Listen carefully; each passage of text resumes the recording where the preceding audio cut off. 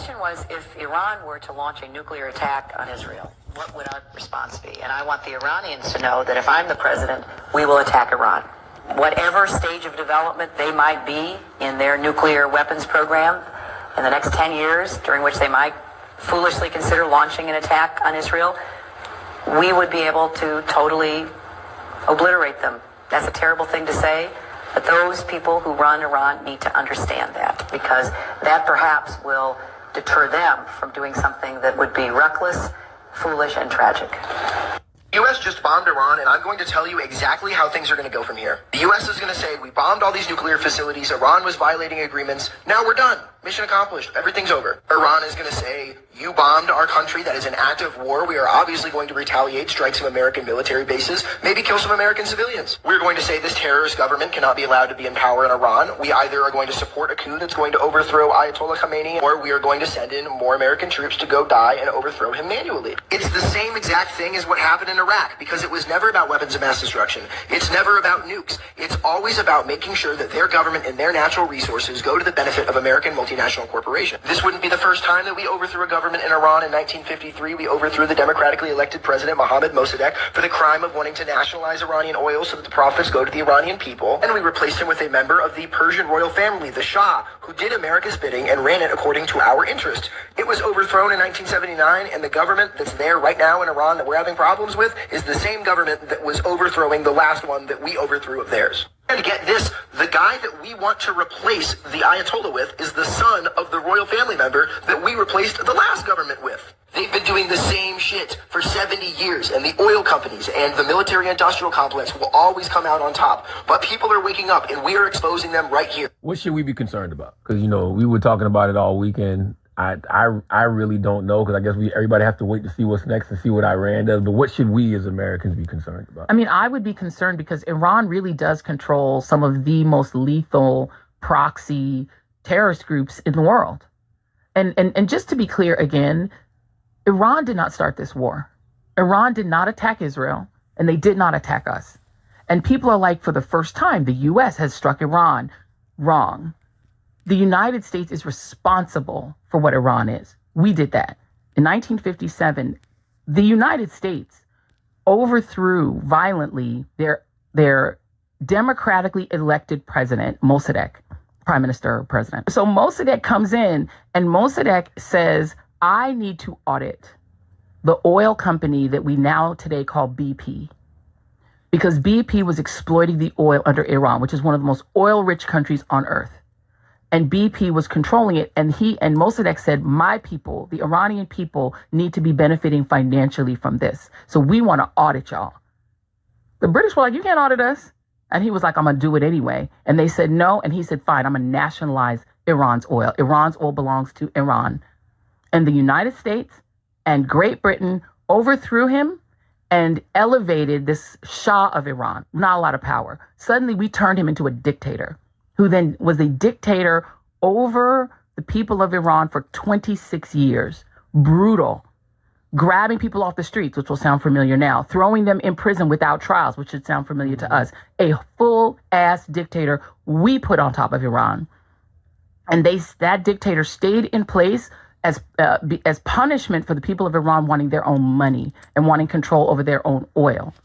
And that dictator was overthrown in 1978, 1979, this version of Iran that was created under Khamenei, under Ayatollah Khomeini. It started out as a student movement that was overthrowing a dictator we put on top of them. So we attacked them before. We created this monster. And we create monsters all over the world because the U.S. and the West believes they have a right to control other countries. So everyone wants nukes because we drop nukes on Japan. And Iran wants nukes because an expansionist power is in their neighborhood. Israel is a country that keeps growing by taking territory from other people. So if I'm Iran, and again, no love for that regime, horrible to women, treat women horribly, won't let women out of their homes. They're imprisoned in their hijabs. They're imprisoned. They can't go to school. They're horrible. But the reason there are people rallying around them is they're like, these people can't come in here again. They keep switching our regimes whenever they don't like what we're doing. And now Israel attacked them, and now we're joining them. Of course they want nukes. Because the only thing that keeps me safe from Israel and the United States is nukes. I feel like Dems are losing that messaging battle already, because if it was me, I would be stressing the fact that he promised no war. So yeah, the whole he didn't declare war thing, bullshit. Not a good argument, not strong. And I think the problem too, a lot of Democrats are for this because they too believe Iran. I've seen the whole string of people. Iran must not have a nuclear weapon. You know what? No one should have nuclear weapons. None of them. Least of all us.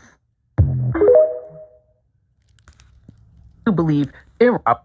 These people can't come in here again. Right. And this is basically what Esau Edom does. This is his fucking playbook, right? Let's go get some biblical scriptures concerning his playbook, right? John chapter 10, verse 10. You know where I'm headed, don't you? Right? NLT, John chapter 10, verse 10, NLT. The thief's purpose is to steal and to kill and to destroy. Right? That's the purpose of the thief. Right? First and foremost, I want to give all praises, honor, and glory to the Father, Yahweh, Ba'ashem, Yahweh Shai, in the name of his Son, Yahweh Shai HaMashiach, in the name of the Holy Spirit, the Rahav HaKadosh. Double honor to the apostles and elders of Great Millstone for teaching me this truth, and the righteous men and elder bishops and elders underneath them, who they learned from, who I learned from them, and peace and salutations to the elect that have been scattered all over the earth. Okay.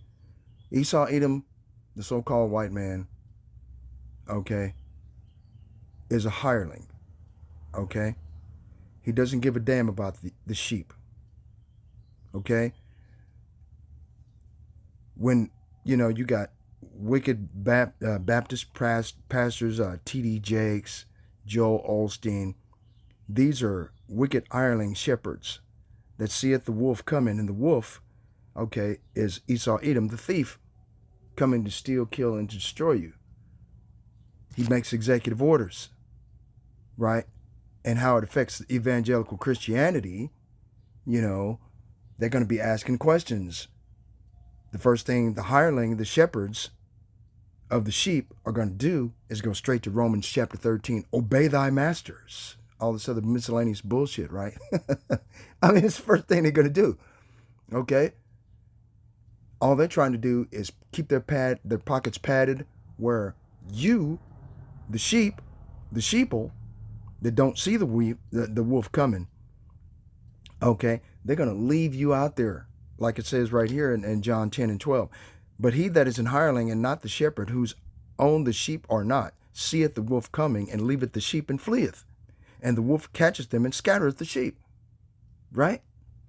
And Esau Edom is the wolf. Look what the fuck he's done to the indigenous population of people that were here. The so-called white men are mad and pissed off now that the Latinos down in Texas and all over the United States that used to, you know, farm and do farm labor in the vineyards out in California, picking the grapes for wine, you know, breaking the horses and on the cattle ranches, you know, stuff like that. These people are on the run from ICE, right? What is it? Immigration, Customs, and Enforcement, right? Because a lot of people are illegal. They can't afford to get an ID. That's the reason why they go to work and get money under the table, so this way they can afford an ID, try to go and pay for a visa, learn how to speak the language, learn how to do everything that they need to do, so this way they can be productive citizens of society. But Esau Edom, being that he's got a technocracy going on, okay, he doesn't need all of these slaves now, right? Let's go into definition of technocracy.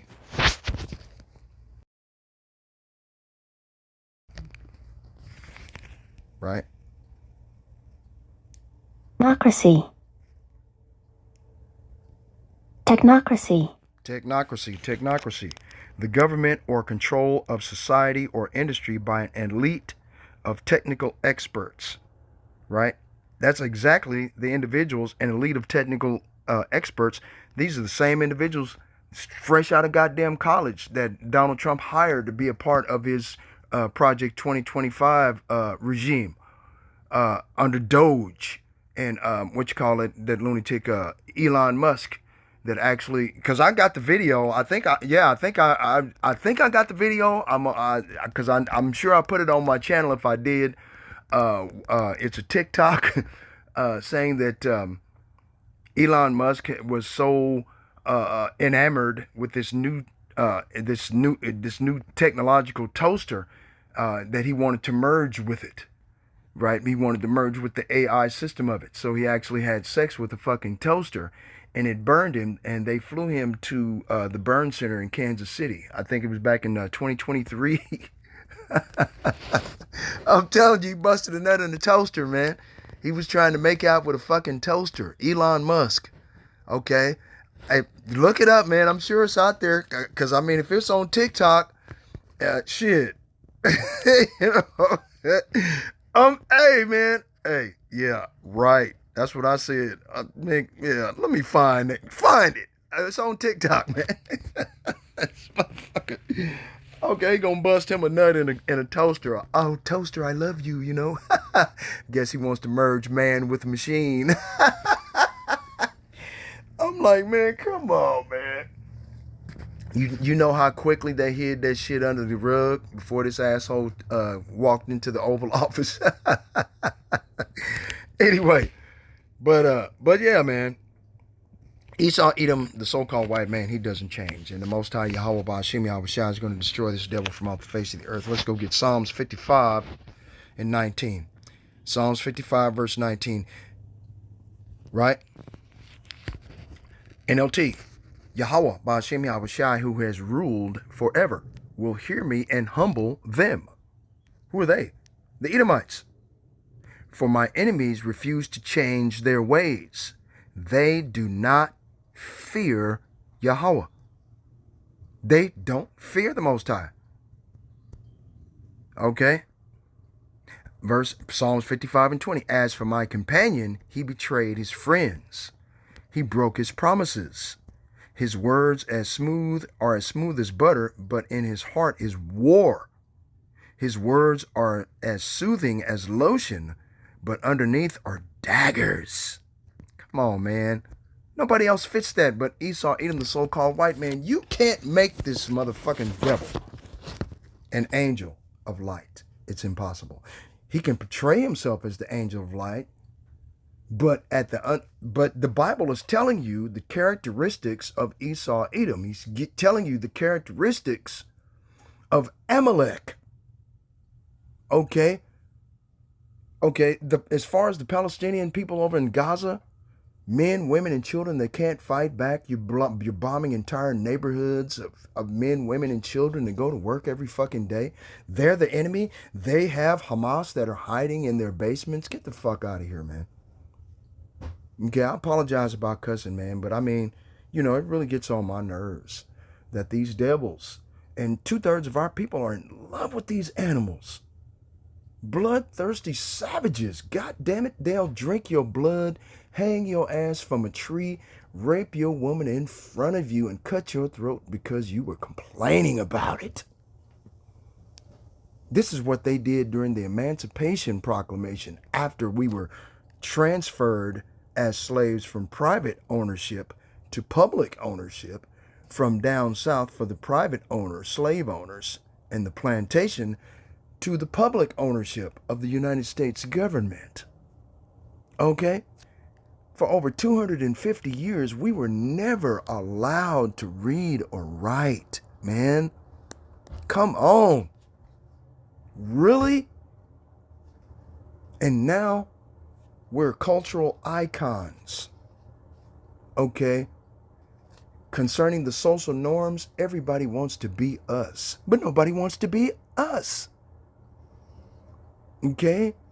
And Esau, Edom, the so-called white man, the devil the Bible speaks of, is trying to do everything he can to cover up his past. He cannot cover it up. Isaiah chapter 25, verse 7. And he will destroy in this mountain. Mountains in the biblical scriptures are major governments, right? Hills and valleys are vassal states, and smaller governments that act as vassal states that come to the major governments to do business with them. Much like NATO is the major government and all of the countries are vassal states under NATO. BRICS, Russia is the major mountain, right? And all of the other countries come to Russia as a guard, an umbrella, as protection.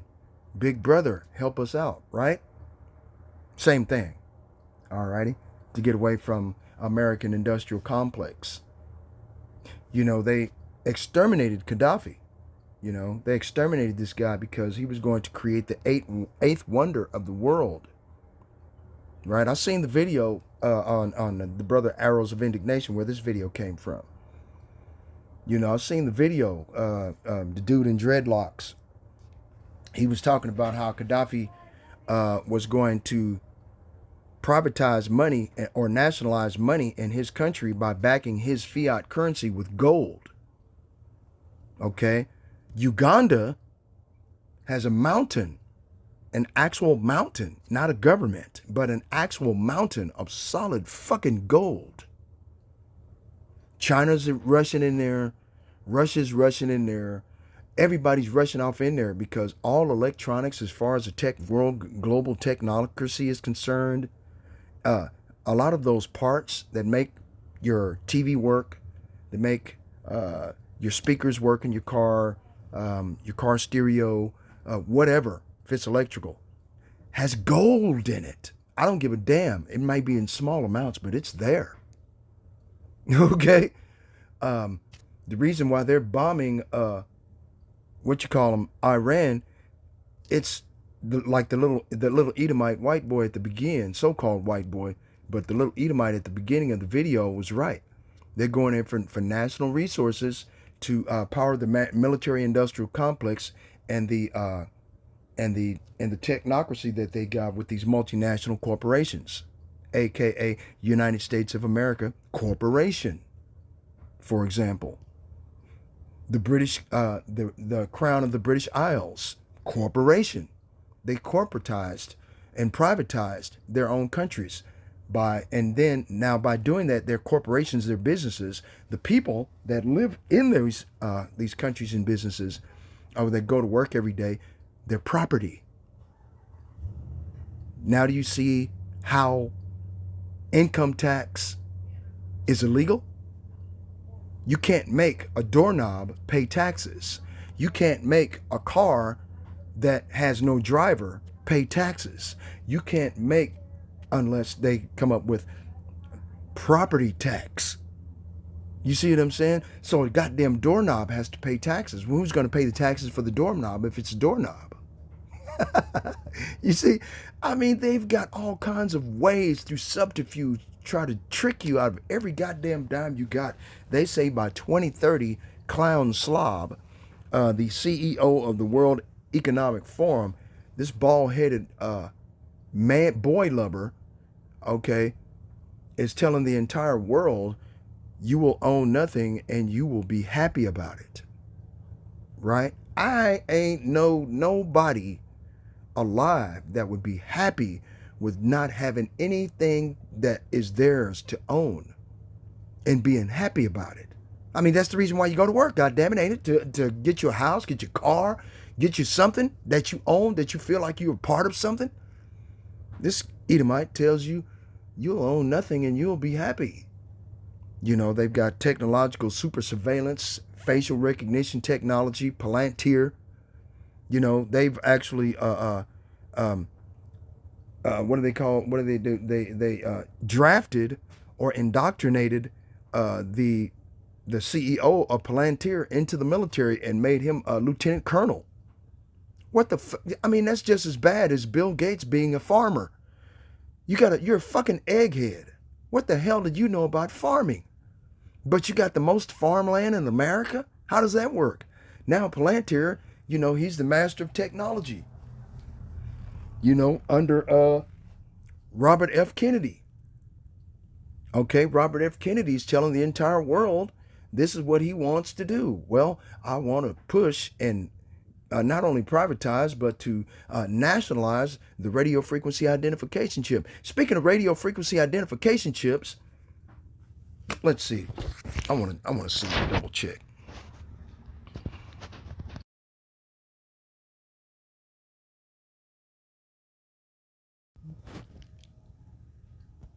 Yes, June is designated as National Microchipping Month.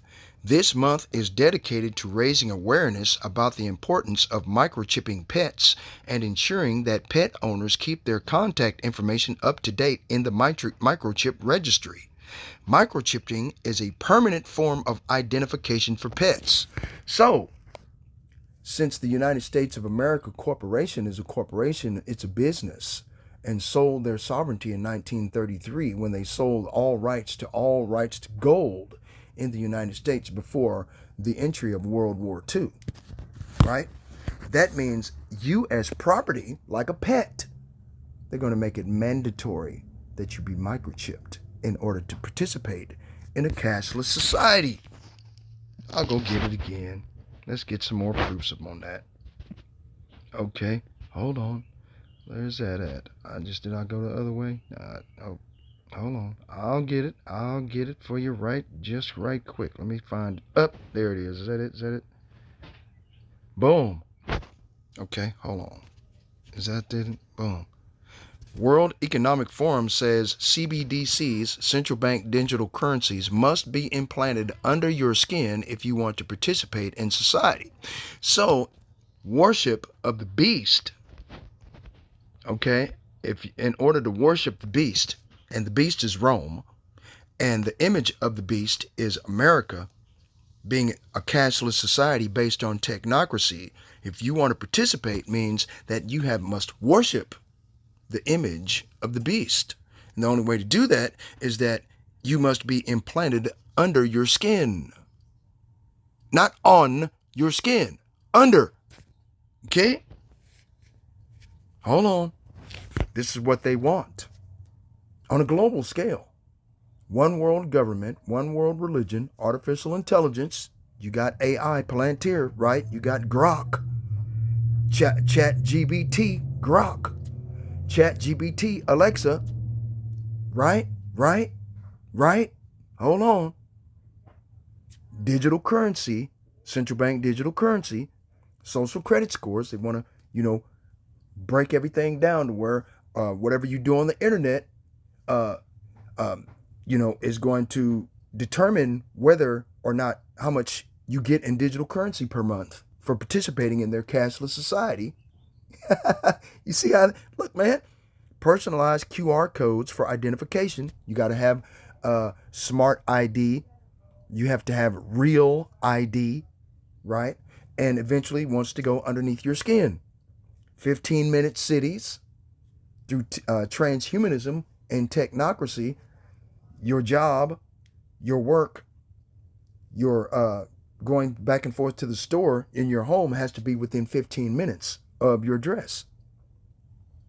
That's ridiculous, ain't it? Can you imagine people that live in another state trying to keep their job? They can't get to work in less than 15 minutes. They lose their job. That's going to force individuals from the suburbs that live in the outskirts of out of the major cities to move into the major cities in order to keep their jobs. So this way they can continue to participate in a cashless society based on digital currency, where they must be implanted underneath the skin so they can continue to worship the image of the beast, feed their families. This is what they want, man.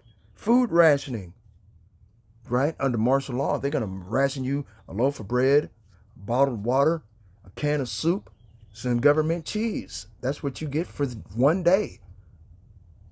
Right? That's evil, isn't it? But this is the Edomite devil that you want to rule over you. You ain't got a job. If you do got a job, shit, you got to look over your shoulder. You don't know if the boss is going to have a morning meeting or an afternoon meeting and then let your goddamn ass off. You don't know what day it's coming. It's coming. Oh, yeah. Because like it says in Isaiah 19, it's got to happen. It's got to happen. There should be neither reed nor brush may do. Let me get it. Hold on. I was just there when. Hold on. Isaiah. Where was I at? Isaiah 19.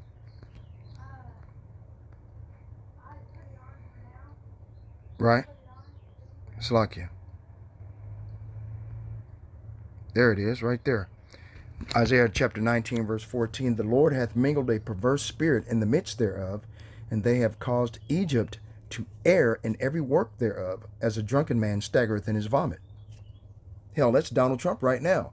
On his platform to come in as being president of the United States, he told the entire world they're going to continue to use fiat currency and that they're going to do away with the notion of central bank digital currency. But he's setting up a technocracy and set up digital currency with WorldCoin, Dogecoin, Trump coin, Melania coin. What the fuck? This is all digital currency. You see what I'm saying? Verse 15. Neither shall there be any work for Egypt which the head or tail, branch or rush may do.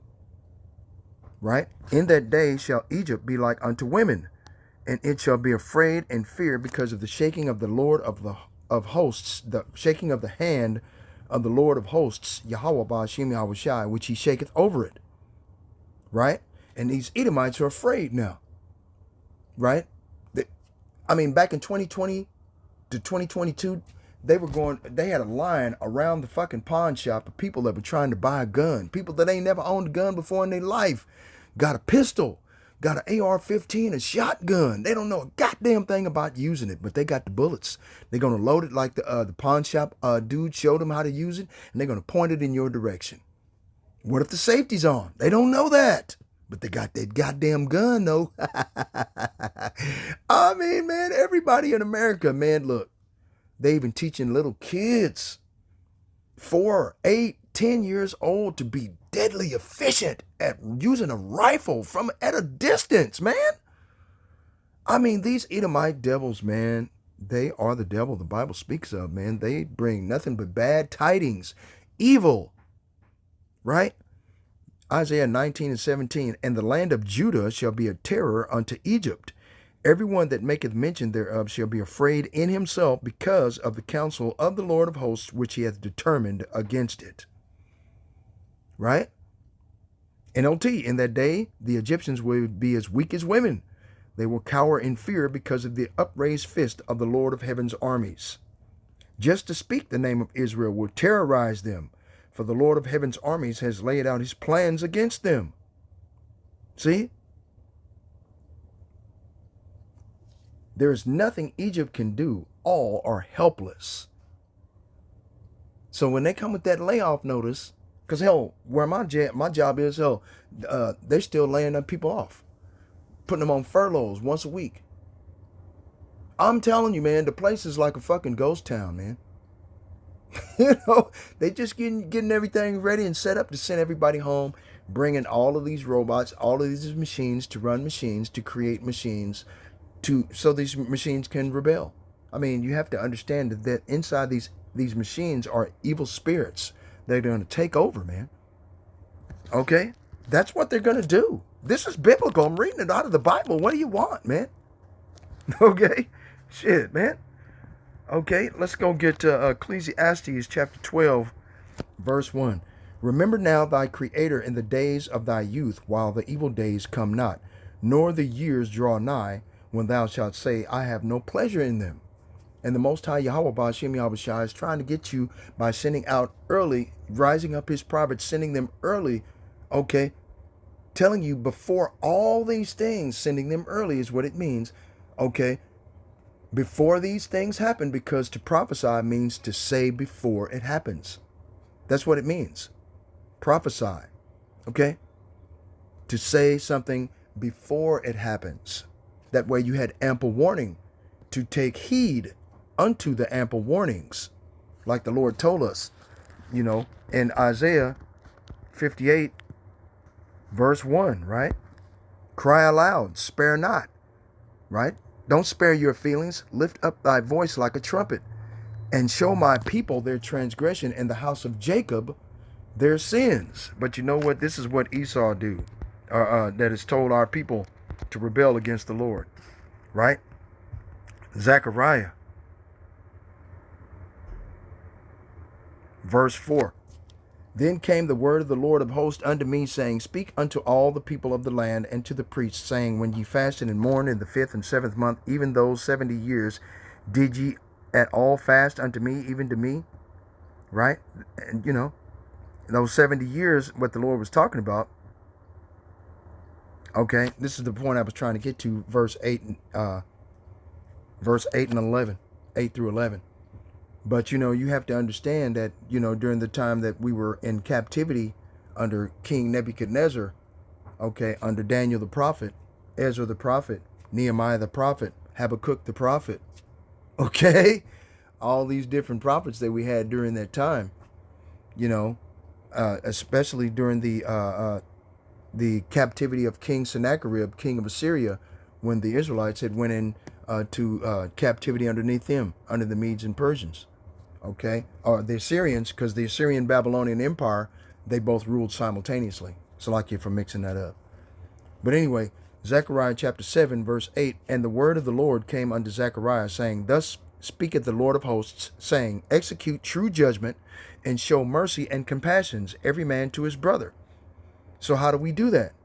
We execute true judgment and show mercy and compassion by crying aloud, sparing not, lifting up our voice like a trumpet, showing you your sins where you're going off. Through supersessionism and replacement theology is wrong. The Bible itself tells you and implores you through the spirit of the prophet Isaiah, with the Holy Spirit was upon him, told him, you know, this is what you need to do. And this is what he done. You know, he told us what we needed to do. Cry aloud, spare not. Seek ye out of the book of the Lord and read. Told the same message to Timothy, right? Timothy was a Grecian. He was an Israelite that had been Hellenized for generations, as his father before him, as his father before him, as his father before him. Okay, to be and live and walk and wear clothes and eat the food of the Grecian people. Okay, who were Edomites at that time, after the death of Alexander the Great. You see? And, you know, based on that fact, Timothy was told that he couldn't come into the congregation because he was a Grecian. He was a heathen. He was a dark-skinned man, more than likely, okay? But he lived like a heathen. He ate the food of the heathen. He walked like the heathen. He had the customs and social norms of the heathen in which he was raised. So that's the reason why they rejected him. You know, as far as the scribes and Pharisees. It's in the book of Timothy, or not in the book of Timothy, but in the book of Acts, of what they did to Timothy. Okay? But in the second book of Timothy, Timothy chapter 2, chapter 2, verse 15 tells you, Study to show thyself approved unto the Most High, a workman that need not be ashamed, rightly dividing the words of truth. And the only way to do that is to consult with the prophets. So this way, you'll be able to find out exactly what you need to do in order to receive the salvation that has already been paid for by the blood of Yahushua HaMashiach, in order for you to be saved by Yahushua when he gets here. Okay? That's it. That's what I did. I went on a search for truth.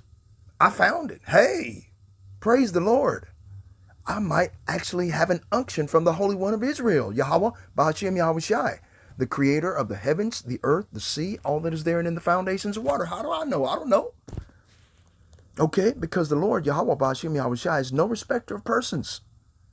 So ain't no guarantee you're going to be saved or not unless your name is written on the palm of his hand, where the walls of your entire life is written before his face, standing continually before him, where he's watching over you, sending angels out here to watch over you.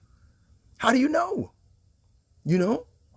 But you have to have faith, the substance of things hoped for and the evidence of things not seen, as it is written in Hebrews chapter 11, verse 1. right? It's hope. And the conclusion of the whole matter is to fear the Most High God, Yahweh, and keep his commandments. That's the whole duty of you as an Israelite. That's it. The law's never been done away with. The only law that was actually done away with was the law of sacrifice, right? Because Yahweh Shai became that sacrifice in your place.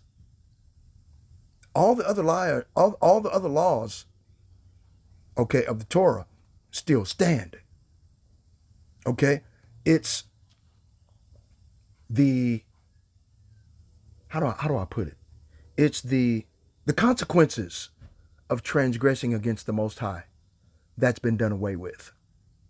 The consequences, because Yahweh Shai took the consequences of transgressing the law upon himself and shed his blood as an atonement sacrifice in order to purchase you back, okay, from out of the hand of the devil, Esau, Edom, the so-called white man, from wherever you were scattered, and put you back under the good graces of the Most High. See? But trying to tell a Christian this thing is insanity. What? God loves everybody. No, he doesn't. He loves Israelites. Those are the only people he sent his only begotten son to save.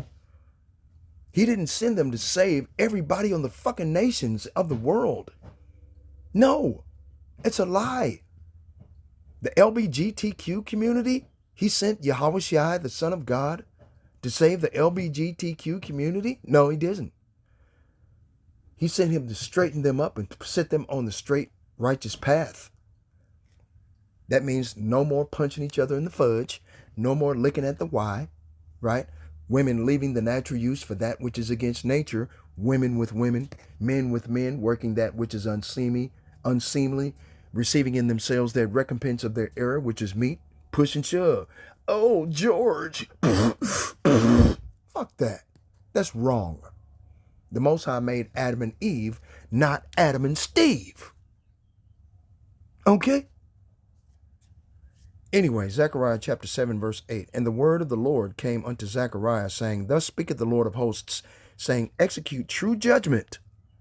That's what we're doing, but you say we're preaching hate, right? And show mercy by telling you you're the only people that you can be saved as Israelites of the Holy Bible. Okay?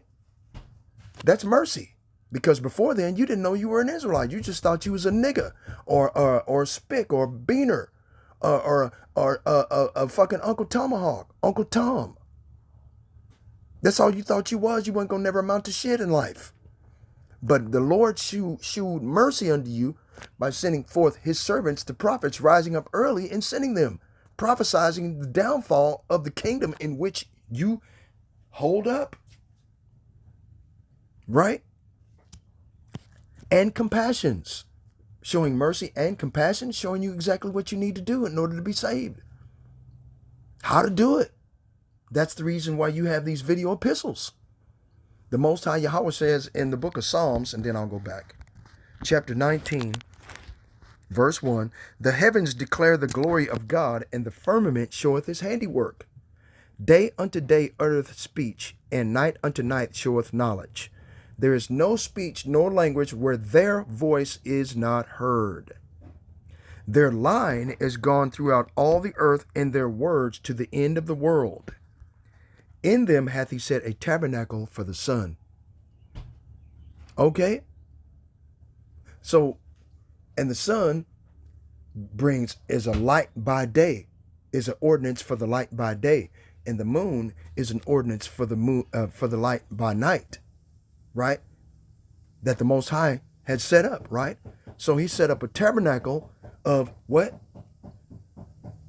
The horn, or what you would call the internet, that goeth throughout all the earth, and their words to the end of the world. You can find these video epistles in all languages now. You see what I mean? Day unto day they utter the speech, right? We tell you what you need to do in order to be saved, where you're at in the biblical timeline, and that you're running out of time very quickly, okay?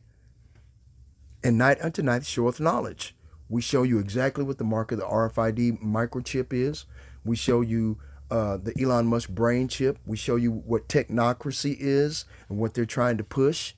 Okay? They even got Dr. Oz. What the actual fuck? They got a television talk show host that is the Secretary of Health. Right? That's as bad as having a dude in the military dressed like a woman as the Secretary of Health. A transhumanist. Transgender. Damn, the lesser of two evils, I guess. Right? What the fuck? And then when we try to explain these things to you, what's going on, because Dr. Oz on his television show, along with Dr. Phil, along with Oprah, and all these other talk show hosts, saying that the hottest new thing is the microchip implanted underneath your skin to buy and sell. That's the hottest new thing on the market. Okay? They're telling you right now, man, that they're going to get this shit jumping off by 2027. Now remember, July 4th, 2026, from May 1st, 1776, America's had 250 years of rulership, and before the downfall of every regime, every empire, they lasted 250 years, no more, no less. Okay? This is biblical, man. Ain't got nothing to do with you. If you go back and you in the biblical prophecy of Daniel, the prophet, of the dream that King Nebuchadnezzar had of the statue of Daniel, okay? The head of gold, 250 years. The Medo-Persians, the upper body of silver, 250 years. The lower torso of brass, the Grecian Empire, 250 years. The Roman Empire, 250 years. Okay, the feet made of iron mixed with miry clay, 250 years. Okay? And then a rock cut out without hands comes and smashes the giant statue on the feet, and the giant statue falls, bursts into millions of pieces, turns to dust, and is blown away. And then that rock that smashed the statue grows and fills the entire earth. You know what that rock is? That is the kingdom of heaven on earth. Like it says in Matthew chapter, what was I said? I was supposed to go back to Zechariah, didn't I? Oh, yeah. Okay. Zechariah chapter 7, verse 10. Okay. Zechariah chapter 7, verse 10. And oppress not the widow, nor the fatherless, the stranger, nor the poor, and let none of you imagine evil against his brother in your heart. But they refused to hearken and pulled away the shoulder. They stopped their ears that they should not hear. Yep, they made their hearts as hard as an adamant stone, lest they should hear the law and the words which the Lord of hosts had sent in his spirit by his former prophets. Therefore came a great wrath from the Lord of hosts. See, they made their hearts as hard as stone, so they could not hear the instructions or the messages that the Lord of heaven's armies had sent them by his spirit through the earlier prophets. That is why the Lord of heaven's armies was so angry with them. Right? Your ancestors refused to listen to this message. They stubbornly turned away and put their fingers in their ears to keep from hearing it. The exact same thing is what the Israelites do right today. If you look on TikTok, Elder Manat Zakbal was right, man. You go over to TikTok. I don't subscribe to TikTok or whatever have you, but I'm thinking I should, just to start making videos, man, so I can sharpen my sword against these devils. Because what does it say about a curse is the man that keepeth his sword back from blood, right?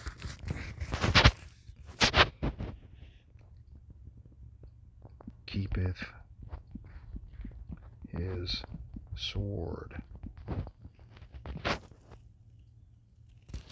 Right? There it is. Jeremiah 48:10. Cursed be he that doeth the work of the Lord deceitfully. Yeah, you got that. You got Geno Jennings. You got T.D. Jakes. You got Joel Osteen. You got Joyce Meyer. Hell, it is a shame for a woman to speak in the churches. A woman is supposed to be silent, chaste, keeping at home. But all these women now, they're fucking busybodies, pussy popping, showing their titties, showing their ass, putting on makeup, putting on all having embroidered hair, everything that the Bible and the book of Ephesians tell you a woman is not supposed to do. All of these women do the exact fucking opposite, man. Okay, got goddamn cumbrellas for eyelashes. Come on, man. Cursed be he that doeth the work of the Lord deceitfully, and cursed be he that keepeth back his sword from blood. So I'm starting to think maybe I should subscribe to TikTok. I don't know. Before they take down the entire internet. Right? But anyway. But yeah, like I said before, these things here are just wicked, man. Okay? And Esau Edom is the devil the Bible speaks of. This devil, Esau Edom, the so-called white man, he's got to go, man.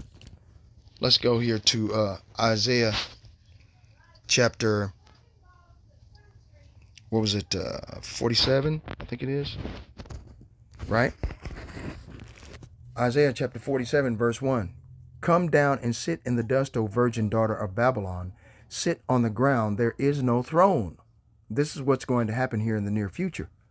Babylon the Great, America, is not going to be a empire or a controlling force anymore. Okay? I just explained it of the statue of Daniel, how the rock cut out without hands coming from heaven, smashing the statue on the foot and destroying all these kingdoms and the memory of them turning to dust forever. And then the entire world filling up with that rock into a giant mountain. Now remember, mountains are governments.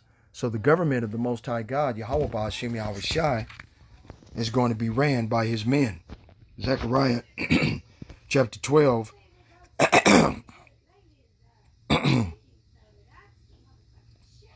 Okay, verse 6.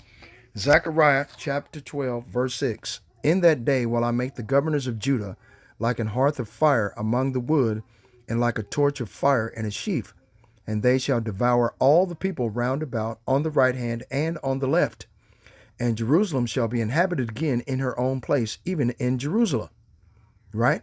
So in that day will the Most High make the governors of Judah like an hearth of fire among the wood. The people are going to be like wood, and the hearth of fire are the 144,000. These are the governors that are going to be like fire, and like a torch of fire in a sheaf. And we will devour the people with the law, statutes, and commandments of the Most High God that they should be made to keep. Okay? Because Esau, Edom, and all the heathen nations that put their hands on the apple of the eye of the Most High God, who are his inheritance, his people, the Israelites, they're going to have to go into slavery and indentured servitude for 1,000 years. They're going to build up all the kingdom of heaven. That's the reason, that's the giant rock that filled up the entire earth. And that government is going to be ruled over by Yahweh. Then you have Yahweh Shai. Then you have the angels. Then you have King David, right? And then you have the 144,000, Salakia, okay? And then you have the elect 1/3. That's the government of the Most High God, Yahweh Ba'ashem Yahweh Shai, that's going to rule the entire universe for all eternity. From that point forward moment, going forward. Okay? Every man shall have his own tree, and every man shall worship his God, because his God is going to be the God of heaven, Yahweh Ba'ashem Yahweh Shai, of all the nations. These men are the governors of Judah. The Most High is going to set up the tents of Judah first. Right? Verse 7. Zechariah chapter 12, verse 7. And the Lord also shall save the tents of Judah first. And the tents of Judah, right? The tents of Kedar. And if you go and look on, and you Google what the tents of Kedar look like, they're black as pitch. Like a goddamn crayon. Okay? Okay. Now the tents of Judah, okay, Judah are Negroes, right? By the 12 tribe sign, that we stand out boldly before the face of those that have afflicted us with oppression, rape, murder, theft, okay, for centuries. Taxes, goddamn, you got to pay taxes on top of taxes, on top of an extra tax just to pay taxes. You got to pay taxes just to pay taxes. Go get your taxes done. You go get your taxes done, you got to pay taxes to the goddamn tax company, right, that's filing your taxes for you. Then you got to pay taxes to pay them Just file for taxes for you. And then when you get your money back, you got to pay taxes. What the fuck? Fucking robbery, man. It's highway robbery. Okay? The Lord also shall save the tents of Judah first, that the glory of the house of David and the glory of the inhabitants of Jerusalem do not magnify themselves against Judah. See? See? So the Most High, where it says, I will make the governors of Judah like an hearth of fire among the wood. Let's go to Obadiah. Obadiah chapter 1, verse 18. Esau, Edom, so-called white man, he hates this. Right? And the house of Jacob shall be a fire, and the house of Joseph a flame, and the house of Esau for stubble. And they shall kindle in them and devour them, and there shall not be any remaining of the house of Esau, for the Lord hath spoken it. And they of the south shall possess the mount of Esau. Right? Now the global south. Now the mount of Esau is in Mount Seir. Right? They shall possess the mount of Esau, and they of the plain of the Philistines. And they shall possess the fields of Ephraim, and the fields of Samaria, and Benjamin shall possess Gilead. And the captivity of this host of the children of Israel shall possess that of the Canaanites, even unto Zarephath. And the captivity of Jerusalem, which is in Sepharad, shall possess the cities of the south. See? So the Most High is going to give all of this stuff. Right? NLT, the exiles of Israel will return to their land and occupy the Phoenician coast as far as Zarephath. The captives from Jerusalem exiled in the north will return home and resettle the towns of Negev. Right? See? The captives from Jerusalem exiled in the north, North America, will return home. Those individuals that are currently over in our land are imposters. They are not the children of the Most High God. They are not God's chosen people. They are Amalek. Let's go into the characteristics of Amalek right quick so you can understand. Deuteronomy chapter 25. Well, let's go get this one first. Deuteronomy chapter 33. Right?